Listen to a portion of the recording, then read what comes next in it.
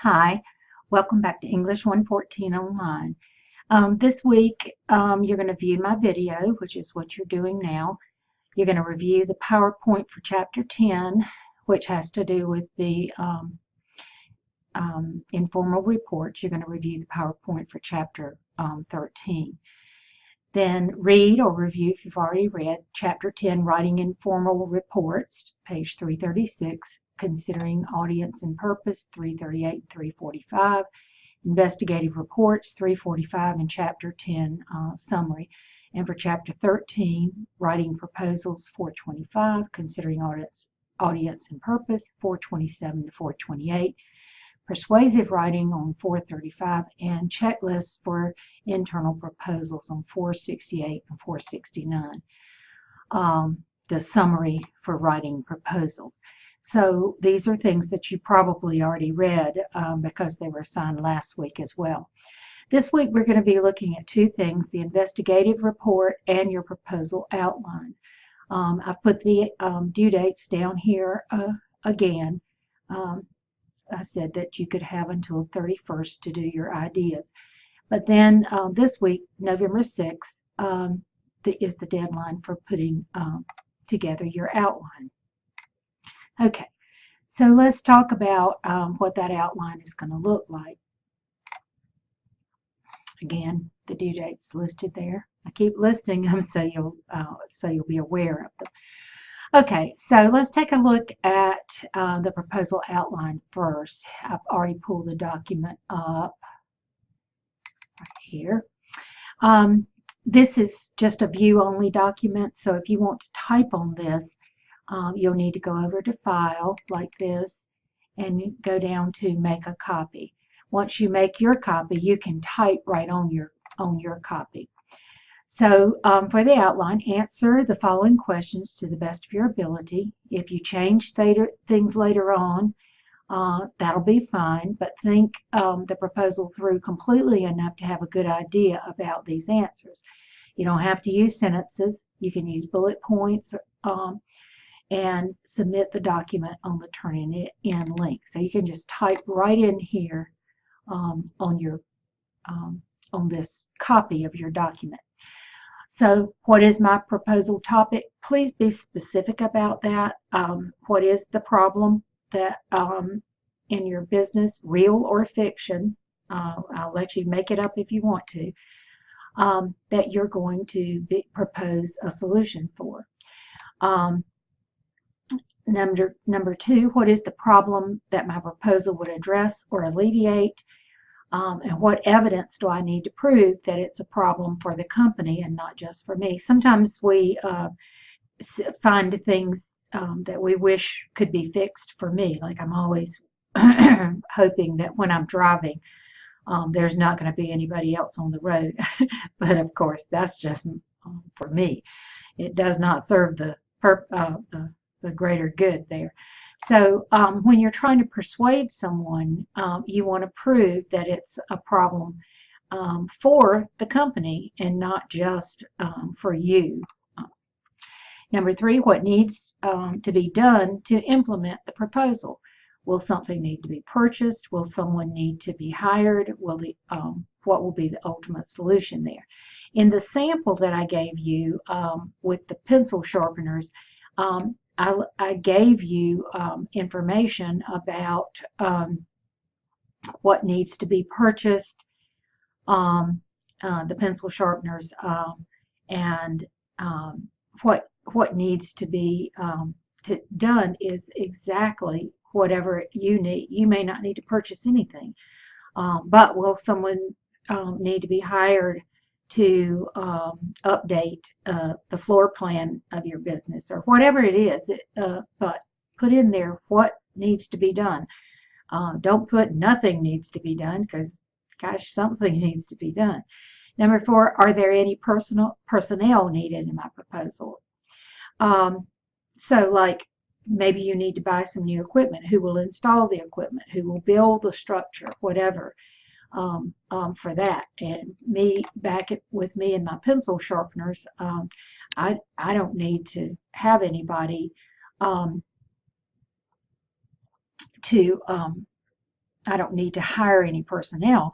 But, I mean, I could put in here that somebody needs to distribute the pencil sharpeners to the various teachers, so that they can put them where they need to be put in their room.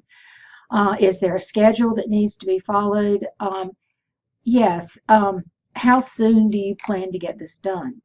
Are you planning to have it done within 6 weeks? So that's what the time frame means there.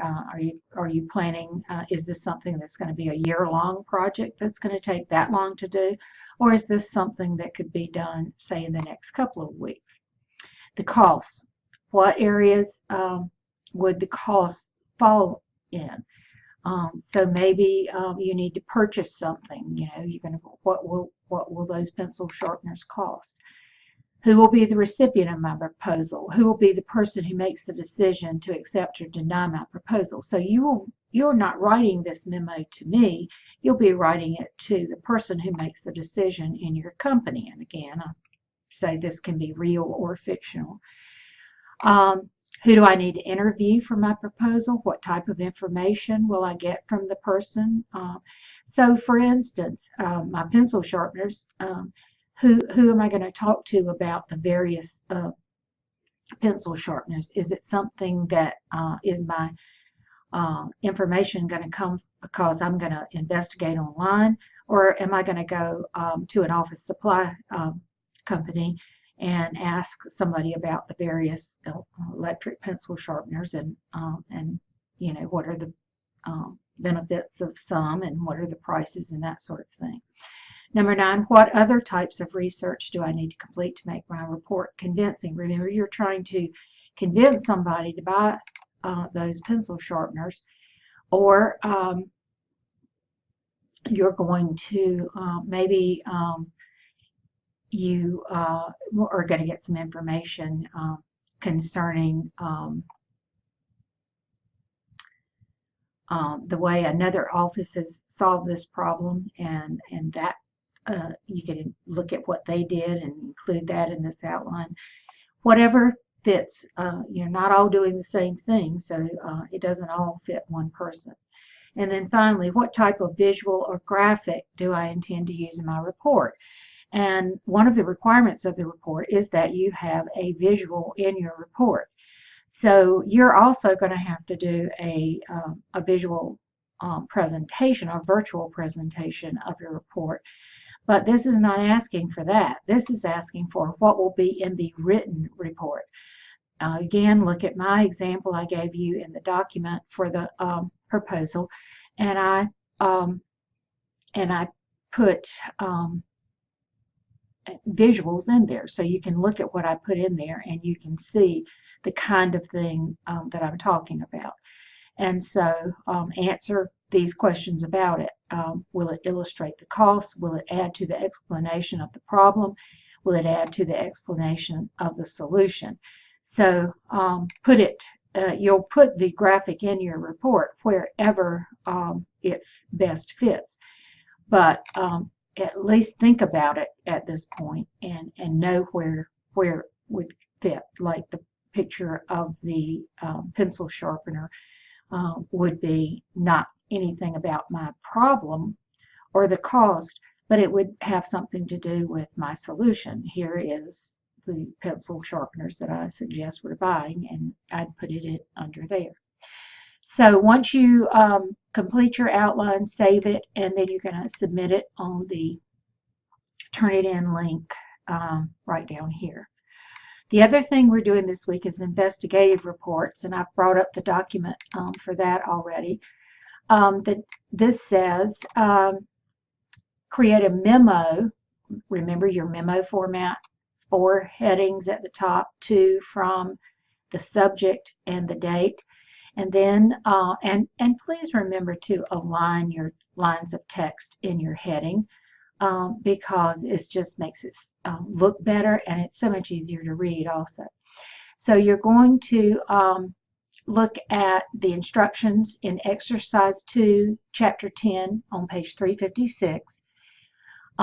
You can see a sample investigative report in Figure 10.4 346 to 347. Use appropriate headings for your assignment. So you'll have an introductory summary that tells the purpose of this report, this memo that you're sending someone, the extent of the research findings, recommendations, and conclusion, invent details to complete the report. So in other words, exercise 2 in the book gives you some information, but you may have to invent some more information to go along with that. And then for a graphic or a visual for this report, so we're going to already be practicing putting in a graphic the way that you will do for your proposal. Create a pie chart that reveals the breakdown of injuries on the job. Label it properly with a figure number in the title beneath the chart, and don't forget to introduce the figure with text first. So in other words, you would say, I've given you some information here in this document, a sample pie chart. So you would say, and this is not your assignment. Your assignment has to do with back injuries, but follow my instructions here for that. But this is just workplace illnesses in percentages. So this is not what you're going to be using. You're going to be getting the information from on back injuries. But this one, see how we introduce it with text. See figure 1 below for a view of workplace illnesses. And so then figures are labeled underneath with a number, figure 1, and a title, workplace illnesses. So you create a pie chart that goes with the assignment. I give you pretty good details here. State the purpose under your introductory summary. Include any background information necessary. You can get a lot of this information from looking at the problem in the book. Under the heading Extent of Research, indicate how you went about gathering the data for your report. Use your critical thinking skills to invent this information because you didn't really do the research for this. You're just reporting it. Under the heading Findings, give the information that is included in on page 356 in exercise 2, and add any other details like that you would need to add to that, or you would like to add to that. And then create a pie chart that approximates the percentage of back injuries and other types of injuries. And you can invent the data for the other injuries, or if you need inspiration and actual evidence, you can check out this website for common warehouse injuries. And then under the and then that's where you will place your, under the findings is where you'll place your pie chart. Under the heading Recommendations, make some valid suggestions for how to prevent back injuries. I've given you another website that you might want to check out to see what they say, so you can use some of those suggestions under your recommendations. And then have a heading that says Conclusion, and offer to pursue some of the recommendations if you're asked to do so, or something like that under your conclusion. Something just summing it up, saying, I hope my investigation and findings will help prevent back injuries on the job in the future. Something like that to wrap it up. Okay, so once you have done your document and you have saved it, then you will submit that on the Turnitin link for investigative reports. So I think all the information is here that you need to do this, but if you run into any problems or have any questions, please contact me and let me know, and I will be glad to help you as always. And I'll see you next time.